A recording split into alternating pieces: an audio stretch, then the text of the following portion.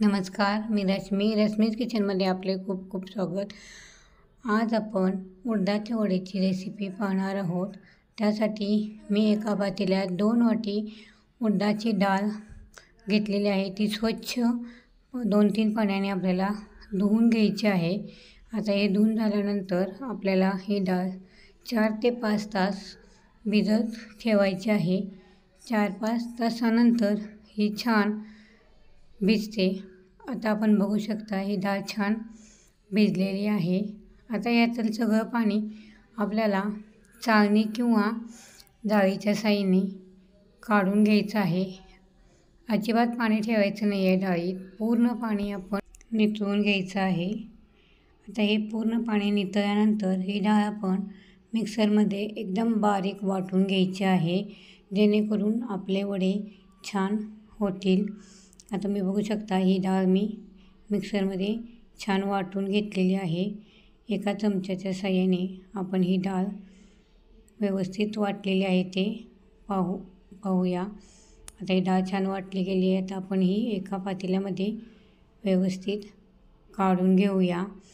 ही कारण जेवढी बारीक डाळ आपण वाटू तेवढे आपले वडे छान कुरकुरीत होतात. आता ह्या वाटलेल्या डाळीमध्ये आपल्याला 1 वाटी मैद्याचं पीठ, 1 वाटी कांदा बारीक चिरलेला, बारीक चिरलेली मिरची, मीठ आणि सोडा घालून हे मिश्रण आपल्याला व्यवस्थित एकजीव करून घ्यायचं आहे.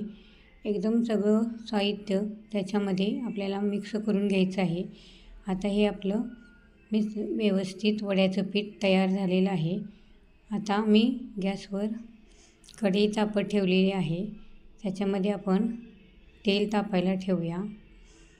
तेल तापेपर्यंत आपल्याला ह्या पिठाचे छान वडे करून घ्यायचे आहेत. वडे करताना आधी हाताला थोडंसं तेल लावायचं, म्हणजे हे पीठ हाताला चिटकत नाही आणि त्या वड्याला मध्ये होल पाडताना पाण्याचा हात घेऊन मध्ये आपल्याला त्याला होल पाडून घ्यायचा आहे आणि एकदम दोन्ही साईडनी छान व्यवस्थित आपल्याला तो वडा हातावर थापून घ्यायचा आहे.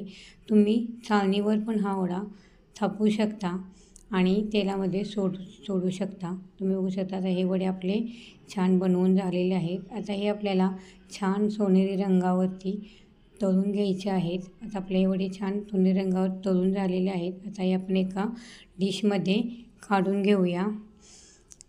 अशा प्रकारे मी सगळे वडे तयार करून घेते. हे आपण सांबारबरोबर खाऊ शकतो.